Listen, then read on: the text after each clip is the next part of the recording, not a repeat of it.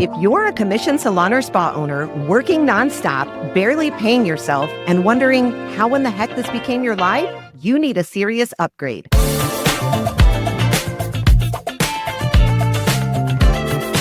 Welcome to the station.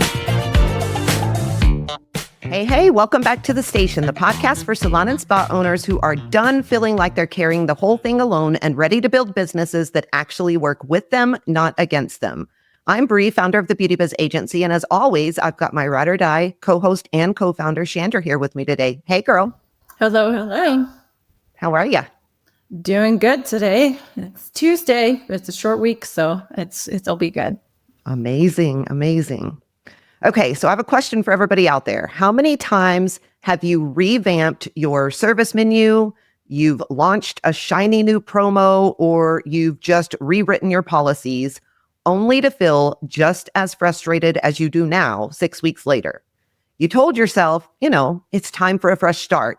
You ripped up what wasn't working. You did all the things. But here's the thing. The problem usually isn't your plan. It's the lack of reinforcement. We always think it's our plan when in reality, it's usually that we aren't reinforcing what we have. You're not giving your strategy the time that it needs. You're not giving it the consistency that it needs. You're not giving it the leadership that it needs in order to actually stick. So today we are going to unpack why constant reinvention can quietly kill your momentum and how you can shift from that reaction mode to reinforcement so that your business actually gets stronger with time, not just busier and not just full of a bunch of noise. Chandra, why do you think so many salon owners jump straight to this new plan or the new shiny object syndrome when the first one either feels slow or they just think that it doesn't work? And be honest, have you ever just scrapped something way too soon yourself? Oh, yeah. I've done this many times, actually. But I think part of it's because we always are hoping we're going to find the thing that's going to work, even though we're not realizing that the thing that we had probably would have worked if we had just reinforced it, like you said. And I think we get motivated. Like I know for me, I always get really motivated when there's something new and I'm like, oh, cool, this is going to be the thing. And I'm like all in, headstrong, going to do this. And I put it all together and spend all this time doing it. And then it flops again. And so I think that's the biggest thing is just, we always think this is going to be the thing that's going to fix all my problems. This is going to be the thing that's going to save me, even though it could. But yeah, that's the problem, I think, is that reinforcement for sure. 100%. It's kind of like that, going viral. Like everybody just hopes that this next video is going to take them viral, right? And change all of their money worries and all of their problems and all of those things. And realistically in business, it's just not like that.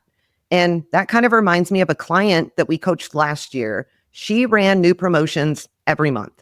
The second that her bookings, they started dipping, she would panic and just create something new, a new special, a new promo, whatever it was.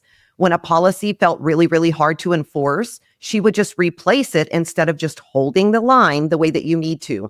Her team was exhausted. Her clients, they were super confused. And she felt like she was just spinning her wheels for absolutely nothing. When we got to her, we talked to her, we had her pause for just a second, pause the constant cycle of reinvention and actually reinforce the things that she had already built because she had some really good stuff in her business and everything started changing. She stuck with one price model for at least 6 months. She coached her team on the same expectations every single week. She trained her front desk on one script until it became automatic. And the results, her systems finally worked. Her team trusted her leadership and her clients knew exactly what to expect and exactly what they were going to get. And for the first time in years, her business felt amazing, not like it was on that shaky ground that a lot of us feel. Chandra, when you see this type of shift happen, where an owner, they finally stop changing everything, right? And they start seeing results because they actually stick with it, how proud does that make you feel as a coach? Oh, it's so proud. You're just kind of like, oh, I knew this was going to happen for you. It's finally happened for you, and it makes you feel so good that they actually are seeing that progress. and that they can do it. And so I think that, yeah, it's the best feeling ever when we have people that really take that on. Yeah, I think it's really important to talk about why this happens because unfortunately, I would say that it happens to probably 99%, not of salon owners, but probably business owners in general, right? Here's what we don't see a lot of times. When we are constantly recreating or coming up with new ideas instead of reinforcing, at times it can almost burn our businesses down. And we don't just wake up one day and say, oh, I'm going to burn down my whole plan and just start over for fun. That's not what we intend to do. Unfortunately, it happens a lot of times. And I think the main reason that we do it is because we are uncomfortable. When something feels slow or it feels sticky, or when the results don't just show up overnight like we all want them to, it's so much easier to blame the plan than to stand in the mess and actually lead through it. So instead, we chase that rush, right? That new promo, the shiny price list, the new big idea that we think that we've come up with. And we tend to convince ourselves that we're being innovative. But what we're really doing is avoiding the real work of reinforcing the things that we already have that will absolutely work. And we see it all the time. Owners launch a new membership program, but they don't train the team on how to talk about it or how to sell it. So what do? They say the membership doesn't work, right? They raise prices, but then they flinch the second that a customer or a client pushes back. They roll out a new policy, but then they cave when one of their employees test them or one of their clients tests them. And so their strategy is never going to stick. And it's not because it's a bad idea. It's because nobody stays in it long enough to actually lead it into something real and something concrete. The truth is, and you guys know I'm going to say it, the problem is not the idea. The problem is you haven't built the spine to hold everyone steady. This is where a lot of good leaders actually break down their momentum. Chandra, how many times do we see this throughout coaching salon owners? Oh, I think almost every time. I mean, I think everybody goes through this quite a bit, especially, when you are just spinning your wheels and you don't have that guidance and you just keep jumping on every single thing that you think is going to make a difference. And I mean, all of them. I'm guilty of it for sure. And I've seen it with everyone that we've worked with to some degree.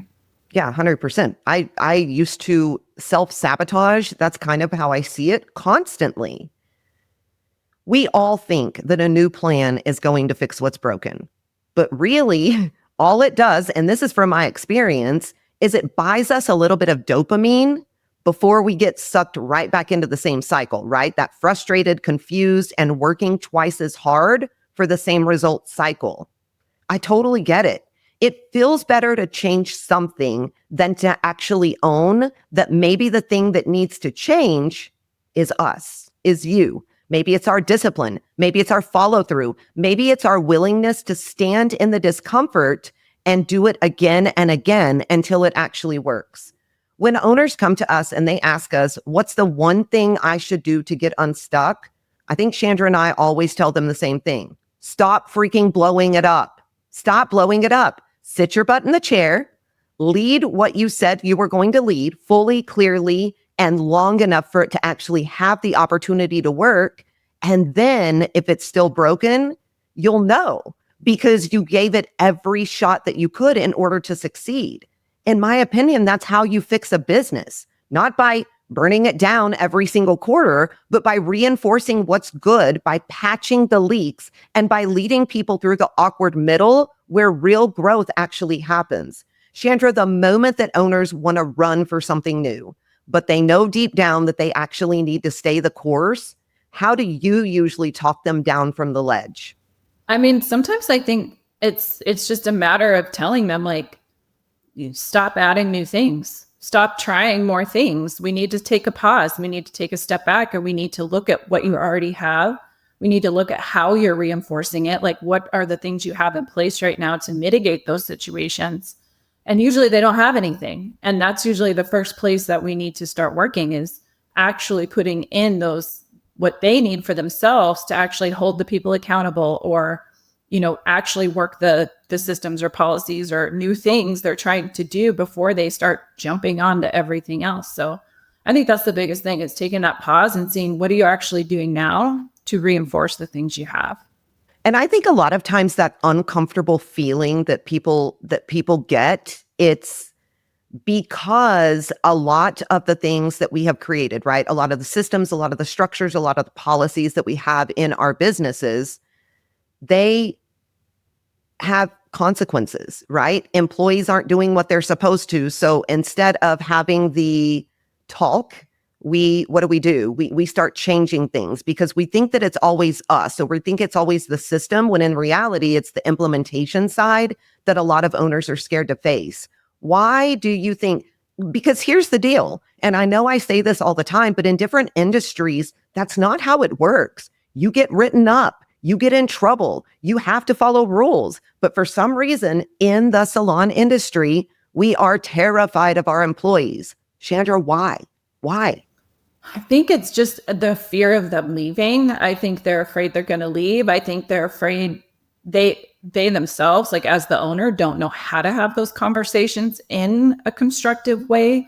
Instead, they kind of blow up at them or they say nothing at all. And so I think it's really kind of those fears of and I think just not knowing how to handle it correctly. They just kind of handle it the way they think or the way they've seen it done before, which a lot of salons aren't doing it correctly, which makes it really hard for them to know the right way. And they're not looking at it as a business.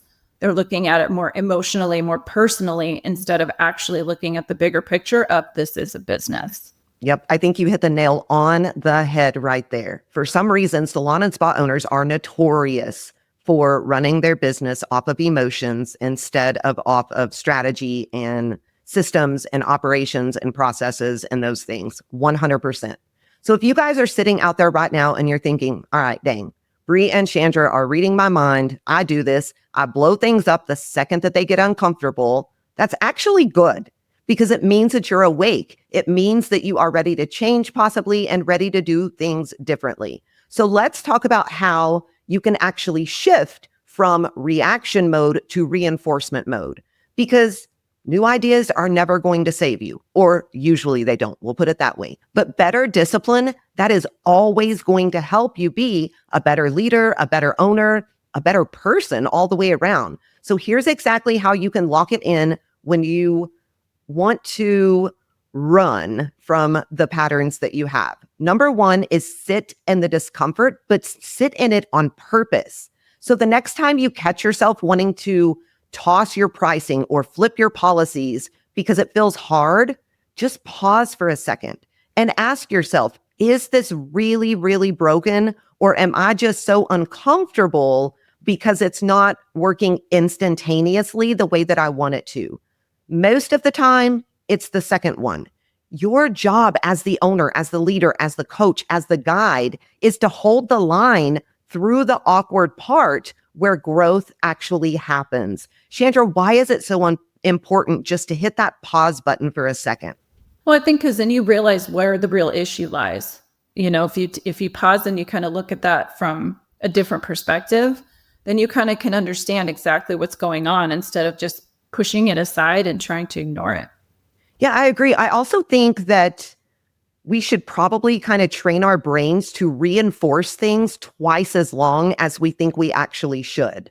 So if you roll out something like a new membership, a new service, a new policy, if you think that you should commit to it for 14 days, I would say go above and beyond and do it for 90 days. Make sure that you're coaching it, you're training it, you're enforcing it over and over and over again. Your team needs repetition. They need it. They need that to trust that you mean what you say that you're saying, right? Your clients need consistency to feel safe buying into your business. If you start flinching too soon, you're wasting the whole plan. Would you agree with that, Chandra? Oh, for sure. I think 90 days is kind of a good measurement of time. Like if you do anything almost before that, I think you didn't give it a good chance. Yeah, I would agree with that. All right. The next step is to back it up, anything that you're doing, with real SOPs. Yes, Chandra and I preach these all the time, but a strategy without structure is just a wish. That's literally what it is. So Pick maybe one thing this month. I don't care if it's your cancellation policy, your front desk script, an add-on upsell, and write a freaking playbook and SOP for it. How do you expect your team to hold the line if you never tell them exactly how they're supposed to do it? Chandra, why are we so obsessed with SOPs and playbooks? Well, because it helps you run your business. It's like the most important thing. I think even for myself, when I first started implementing this stuff, it gives you a guidebook to follow. It gives you a leg to stand on when somebody's not following it, right? And so you have to have those things in place. Then it makes things black and white. It's just as simple as that. Like, you didn't do this, you know the rules, this is what we have. Or, otherwise you're just kind of guessing, you're just making stuff up. Like, you don't have a solid foundation to stand on. So I know it's frustrating to make those things. It's frustrating to stick to those things, but it really gives you a roadmap of how to run your business.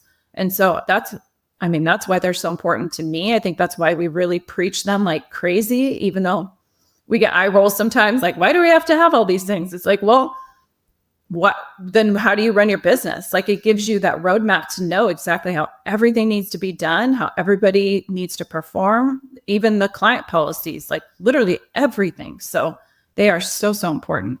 Yep, I agree with that. I think, everybody used to say cash is king. I think consistency is king. And without SOPs, you're never going to get consistency in your business. The next step is to check your leadership, not just the results. So when something flops, don't ask, was that the wrong idea? That shouldn't be the first question that you ask. The first question you need to ask yourself is, did I lead it well enough? Did you coach it? Did you train it? Did you check in on it weekly? Did you hold your people accountable when you were testing it? That, my friends, is what reinforcement is all about. And most owners skip this part entirely. Chandra, how many times did you skip this part in the beginning of business ownership? Oh, all the time. I always tried to get around those things and tried to, because it just seems hard, it does. And you don't want to have those conversations. You don't want to do those things. And so it's easier to just jump to the next thing or say it didn't work, 100%. And I think we're all guilty of it. I really do. I think all of us are guilty of it at some point. Here's the thing, guys. This is why Chandra and I do this every week, every day of our lives. It's because we have made so many mistakes. We want y'all to learn from them, not repeat them, and actually move forward quicker than we did. The last step is anchor it with a weekly CEO ritual. So every week, you need to be booking a non-negotiable meeting with yourself. You need to be sitting down, looking at your numbers, checking your team's follow through. You need to get real about where all of your plans are solid and where you keep running instead of reinforcing. You need to look at those things. No big strategy session is needed. Maybe just a 30-minute quick gut check to see, where do I need to stand more firm this week? Where do I need to tweak just a little bit in order to see if this is going to be able to stick? Chandra, when you think about this, what's the step you wish more owners would stick with longer, even when it feels slow or like it's not working? Because we know that can be frustrating. No, I do think it's kind of that CEO time, because that's the time for you to reflect on, what you're doing, how you're doing it, what you're implementing, how you're showing up in your business, how you're handling things, and what your leadership is really like. I think all the other things are important, but I think having really that solid foundation for yourself and really working on your business yourself is what's going to give you the biggest momentum to move all those other things forward. Yeah, 100%. This is probably one of the biggest lessons that I actually learned in my business journey. I know that it doesn't sound so exciting, right? But actually learning to reinforce instead of recreate all the time saved me so much time when it came to running my business, because I found out that most of the ideas that I had were actually really, really good. Did they need to be tweaked a little bit? Absolutely. But I didn't have to burn everything down. I could just make a few adjustments and see them work. So before we wrap, let's hit a question that fits perfectly with this whole conversation about constant reinvention. Here's the listener question. How do I keep my team motivated during slow seasons without feeling like I have to roll out a brand new promo every single time? Here's my take, and I want you guys to hear this. You don't motivate a team by throwing them a new gimmick every time your bookings start dipping. You just don't. That's just feeding that same reinvention cycle that we are trying to break, that we're talking about during this episode. Here's what works. Bring your people back to the vision. Every time bookings get low, morale gets low. You have to bring them back to the vision. Remind them what you stand for. Remind them what you guys are all building together so that they feel like they are a part of something that's actually going somewhere. They're not just clocking in for a paycheck. Then pick one thing that you guys can work on to sharpen together. Maybe it's tightening up the guest experience. Maybe it's hitting better rebooking numbers. Maybe it's using that time for education that's going to level everyone up. That is how you build a culture that isn't going to panic every time the phone slows down, because you've got bigger goals than just staying busy. Yes, that's important, but you've got bigger goals. You are building depth that pays off when the rush is going to come back. Chandra, what's one thing that you've had maybe your team do and double down on during a slow month that actually mattered more than just one quick fix promo? Yeah, I mean, I think one of the things that we do, it's kind of an ongoing thing, like, to be honest, but it's something that we definitely double down on when times get slow. And that's really them kind of going through their client list. We're like, who haven't you seen? You know, what new clients do you need to follow up with to get those rebookings, to get that retention up and to fill the books? Because if they can consistently work on that, then they don't have those slow times as much. It's not always about trying to just bring in all these new clients or do all these new promos. Really having things in place that is built, keeping the clients there, getting them to book more and getting those referrals is what we really focus on. I think that's great. We actually were just having a conversation the other day, you and I, about an owner that we know who has a really busy salon right now. Very, very busy. But it's new guests over and over and over and over, right? They're pre-booking, their referrals like super down, super low.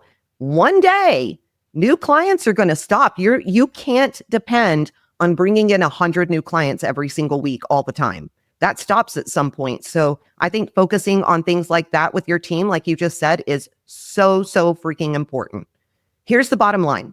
Constant change is not how good leadership works. Consistency is. Your business doesn't need 15, 20, 25 new ideas. It needs you to stand up and lead the one that you've got fully and clearly until it works. Inside the Beauty Biz Agency, that's exactly what we help you do. We give you the tools, the scripts, the coaching, and the backbone so that you can actually hold the line, so you don't have to keep starting over all the time. If you are ready to build a business that's reinforced, not just reinvented, go to www.thebeautybizagency.com and check out how we can back you up and then grab some of our free resources. Chandra, before we close, what's one thing that you would tell the owner listening right now who thinks that maybe they just need a new plan or another plan when they really just need to lead the plan that they've got? If you're in that position, it's time for that pause. It's time for you to step back and look at what you already have. Look at what you're already doing and see what things you can start really reinforcing right away that are going to move the needle forward the quickest, and start training yourself to enforce those things and to hold that consistency. I think that would be the most important thing I would start with. And I think that's where, if you're feeling like you just need all these new shiny ideas, I would start there first. 100%. And if you're feeling that way, one of the best things you can do is find a community and support for yourself to actually learn how to implement them. Guys, if you enjoyed this episode, please share it. Send it to another owner who's tired of spinning their wheels. Leave us a review and hit subscribe so you never miss another episode. Chandra, how do our listeners stay up to date with all the things we've got going on at the Beauty Biz Agency? Yeah, reach out to us on social media. Check out what we have going on at the Beauty Biz Agency on Instagram and Facebook. You can also check out what we have on TikTok with the Beauty Biz Mentors, and we would love to hear from you. We've got our Facebook Live that we do the first Monday of every month at 7 p.m. Central Time. We've got one coming up next week, so try to hop on there if you can. And we'd love to hear from you guys. If you have any questions or want anything answered on the air, let us know. Amazing. You've been listening to The Station, the podcast where beauty pros stop spinning and start scaling with a backbone. Until next time, go out there, make bank, run the show, and ditch that chair. And as always, keep slaying those business goals with a whole lot of swagger.